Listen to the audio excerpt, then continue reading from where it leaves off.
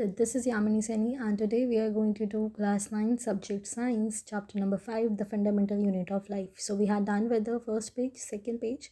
We have talked about the plasma membrane, cell membrane, and we have done with the cell wall. We were doing nucleus, and we are on the page number 62. So on this paragraph. So now in some organisms like bacteria, the nuclear region of the cell may be poorly defined due to the absence of a nuclear membrane. So now look, bacteria does not have a nuclear membrane. Such undefined nuclear region containing only nucleic acid, which is known as nucleoid. Okay, the one which does not have its membrane, the nucleus which do not have its membrane, that is known as nucleoid. So now what happens is such organisms whose cells lack a nuclear membrane are called prokaryotes. That means pro means primitive or primary, and karyotes means carry on, that is nucleus. Okay, so these are the two words from which prokaryotes formed of. So now organisms with the cells having a nuclear membrane are called eukaryotes. So now there is one differentiation: prokaryotes, the one which do not have nuclear membrane, and the eukaryotes which have nuclear membrane. Okay, now prokaryotic cells also lack most of the other cytoplasmic organelles present in eukaryotic cell. So many of the functions of such organelles are also performed by poorly organized parts of the cytoplasm. So now the chlorophyll in photosynthetic prokaryotic bacteria is associated with membranous vesicles, that is bag-like structure, but not with plastids as in eukaryotes. So this is the one point which you can mark as important, that is जो prokaryotic bacteria है उसमें जो chlorophyll होता है, लेकिन photosynthetic prokaryotic bacteria की बात कर रहे हैं हम यहाँ पे, तो वो जो है वो एसोसिएटेड रहता है मेम्ब्रेनस वेसिकल से, यानी कि एक बैग लाइक स्ट्रक्चर होता है, पर वो प्लास्टिड्स के साथ नहीं होता है, जैसे कि प्लास्टिड्स के साथ जो है वो यूकैरियोटिक्स में देखा जाता है. Okay, so here you can see the prokaryotic cell which contain nucleoid, ribosome, plasma membrane and cell wall. Now let us come to the next thing, that is cytoplasm. So what is cytoplasm? When we look at the temporary mounts like onion peel जो हमने देखा या जो हमने human cheeks देखा, so we can see a large region of each cell enclosed by the cell membrane. तो वो जो liquid था, वो जो fluid था, वो जो stain था, that is known as the cytoplasm. The cytoplasm is the fluid that contains that or fluid content inside the plasma membrane. It also contains many specialized cell organelles. Each of these organelles performs a specific function for the cells. The cell organelles are enclosed by membranes. In prokaryotes, beside the absence of a defined nuclear region, the membrane-bound cells are also absent. So on the other hand, the eukaryotic cells have a nuclear membrane as well as membrane-enclosed organelles. तो now what happens is कि जो cell wall है, जो हमारे पास cytoplasm है, उसी के अंदर हमारे सेल ऑर्गेनेलीज जो हैं वो होते हैं. अब बाकी सारे लाइक गोल्गी है, Golgi apparatus, lysosome, ribosomes, mitochondria, everything is there in the cytoplasm. So the significance of membranes can be illustrated with example of viruses. Now viruses के एग्जाम्पल से हम देखेंगे कि किस तरह से जो मेम्ब्रेनस का स्ट्रक्चर है वो किस तरह से जो मेम्ब्रेन्स है उनका स्ट्रक्चर डिफाइन होता है. सो नाउ या सिग्निफाई होता है. So viruses lack any membrane and hence do not show characteristics of life. तो वायरस के पास कोई भी मेम्ब्रेन नहीं है और जिसकी वजह से उसकी लाइफ भी नहीं है. तो वायरस कैसे लिव करते हैं? So hence do not show characteristics of life until they enter a living body and use it cell machinery to multiply. तो किसी एक होस्ट को ढूंढते हैं वो, और दैट मीन्स किसी और अदर लिविंग ऑर्गेनिज्म को, और उसकी बॉडी के अंदर जाकर अपने सेल्स को जो है वो मल्टीप्लाई करते हैं. वाई?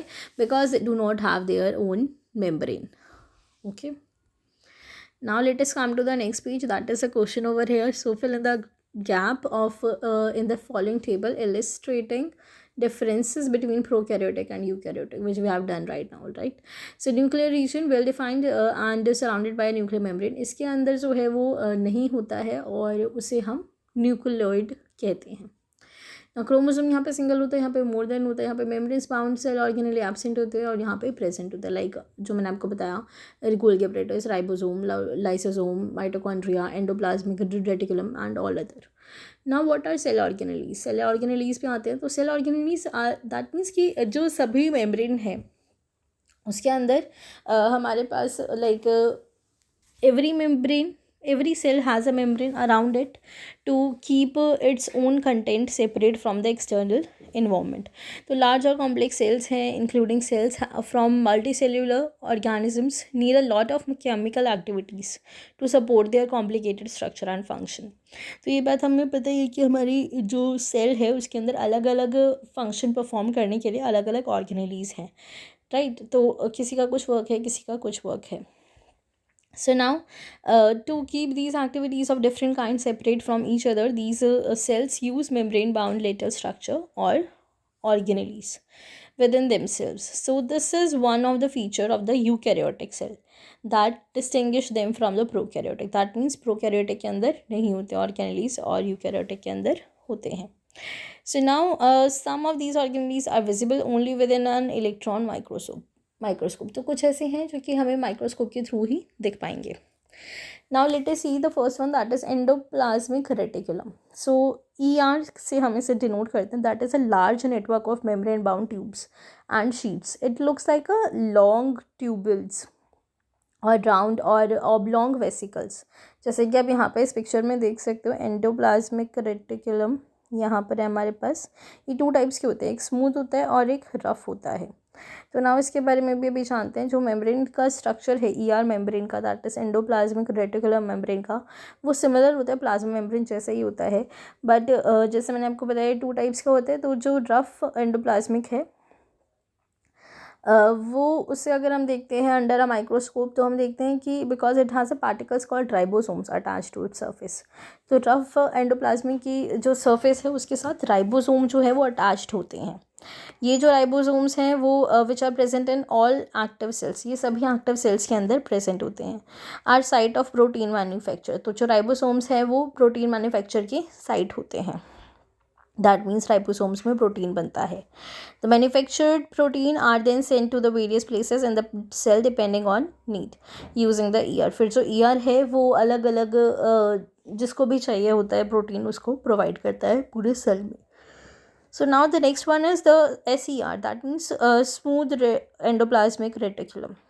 सो नाउ वो किस लिए हेल्प करता है. सो that is in the manufacture of fat molecules. वो फैट मॉलिक्यूल्स या लिपिड्स जो है और इम्पॉर्टेंट फंक्शन परफॉर्म करता है हमारे सेल के अंदर. तो some of these proteins and lipids help in building the cell membrane. Like cell membrane को बनाने के लिए काम करता है, जिस प्रोसेस को हम कहते हैं मेम्ब्रेन बायोजेनेसिस. मेम्ब्रेन को बनाना जो कि किसके थ्रू बनाया जाता है, SER, that is smooth endoplasmic reticulum. इस प्रोसेस को मेम्ब्रेन बायोजेनेसिस कहते हैं. So now some other proteins and lipids function as enzyme and hormones. Although the ER varies greatly in appearance in different cells, so it always forms a network system. तो ये जो है एक तरह का network system form करके रखता है. Okay, now thus one function of the ER is to serve as channels for the transport of materials. एक तो ये काम है कि वो ट्रांसफ़र करेगा, ट्रांसपोर्ट करेगा चीज़ों को. स्पेशली हम यहाँ पे अगर बात करें तो प्रोटीन की, जो कि राइबोसोम के अंदर मैन्युफैक्चर होता है और फिर ER जो है वो उसे ट्रांसफ़र करता है. Now between various regions of the cytoplasm और बिटवीन द साइटोप्लाज्म और द एंड द न्यूक्लियस. तो यहाँ जो है वो सारी चीज़ें जाती हैं, ट्रांसफ़र होती हैं. So the ER also functions as a cytoplasmic framework, providing a surface for some of the biochemical activities of the cell. तो जो ER है वो एक सरफेस की तरह भी काम करता है, साइटोप्लाज्मिक फ्रेमवर्क की तरह भी काम करता है, जो कि बायोकेमिकल एक्टिविटीज़ के लिए as a surface, as a frame काम करता है. सो अगर हम लिवर सेल की बात करें in the in the liver cells of the group of animals called vertebrates. अगर हम वर्टिब्रेट्स की बात करें तो उनके अंदर लिवर सेल्स होते हैं. SER plays a crucial role in detoxifying many poisons and drugs. तो जो SER है उसका काम डिटॉक्सिफाई करना भी है पॉइजन और ड्रग्स को. नाउ अभी हम ये जो स्ट्रक्चर देख रहे हैं वो हमारा प्लांट सेल का स्ट्रक्चर है. तो इसमें देखो जो कौन सी चीज़ नहीं होगी, इसमें सेल वॉल नहीं होगी, राइट. बाकी सारी चीज़ें होंगी. So we have over here like हमने बात कर रहे थे यहाँ पे जो हमारे पास chloroplast, nucleus, Golgi apparatus and plasma membrane, adjacent cell wall, mitochondria, ribosome, chloroplast, cytoplasm, smooth endoplasmic reticulum, lysosome, rough endoplasmic reticulum. तो नाउ सी, अभी जो हमने बात कर रहा था कि सेल वॉल नहीं होगी या फिर प्लाज्मा मेम्ब्रेन नहीं होगी, what is not there in the plant cell and it is there in the animal cell, what is that thing?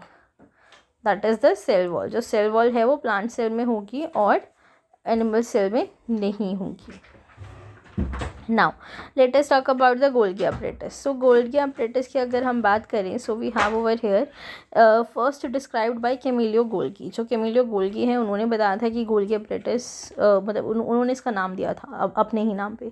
So that is a consist of a system of membrane bound vesicles flattened sacs. ये इस तरह के सैक्स देखने को मिलते हैं like this, एक के ऊपर एक। ये थोड़ा मैंने ज़्यादा स्पेस दे दिया, इसमें कम स्पेस होता है। Okay, so flattened sacs arranged approximately parallel to each other in stacks called cisterns। इस stack को हम cistern कहते हैं, cistern। So now next one is the membrane। These membranes often have connections with the membranes of ear and therefore constitute another portion of a complex cellular membrane system। Okay, so now the membrane, the material synthesized near the ear is the packaged and dispatched to various targets inside the outside inside and outside the cell through Golgi apparatus। So जो ear के अंदर material form out हो रहा था, जो कि protein था, वो गोल्गी apparatus के थ्रू अंदर बाहर किया जाता है। Its function is basically include the storage, modification, packaging of product in vesicles. तो इसका बेसिकली काम क्या है? स्टोर करके रखना, मॉडिफाई करना, पैकेजिंग करना। किसकी पैकेजिंग करना? प्रोडक्ट्स की, जो कि वेसिकल के अंदर है। नाउ इन सम केसेस हम देखते हैं कि कॉम्प्लेक्स शुगर जो है that may be made up from simple sugars in Golgi apparatus। The Golgi apparatus is also involve in the formation of lysosome. तो हम देखते हैं कि लाइसोसोम जो है वो भी जो गोल्गी apparatus है उसको बनाने में मदद करता है। अब लाइसोसोम्स क्या होता है उसके बारे में बात करते हैं। Now, lysosomes, structurally, lysosomes are membrane-bound sacs filled with digestive enzymes. These enzymes are made by RER, that is rough endoplasmic reticulum। तो जो lysosomes हैं वो ना सिर्फ गोल्गी apparatus उसकी फॉर्मेशन में मदद करता है, बल्कि ये जो RER है उसके थ्रू भी बनाया जाता है, वो उसे मीट करता है। लाइक जो इंजाइम्स इसके अंदर बनाए जाते हैं that is because of the rough endoplasmic reticulum.